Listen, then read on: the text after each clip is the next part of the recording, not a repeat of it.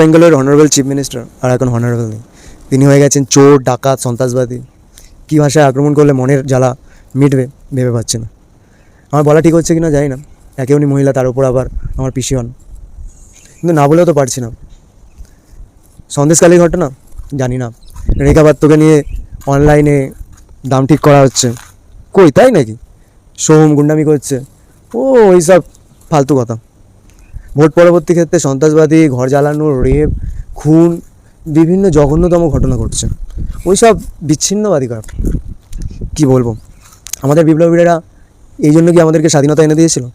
মানুষ কবে সচেতন হবে? এমনকি বিরোধী পার্টি শুভেন্দু অধিকারী এর এগেনস্টে রাজ্যপালের কাছে যাবেন বলে প্রশাসনের কুকুরগুলোকে দিয়ে তাকে আটকাচ্ছে। আমাদের রাজ্যের প্রশাসন ব্যবস্থা কোথায় গেছে? মানুষ কবে সচেতন হবে জানি না। সামান্যতম উপঢৌকনের জন্য মির্জাফর যেমন নিজের দেশকে বেঁচে দিয়েছিল, আমরাও ঠিক সেই একই পথে হাঁটছি।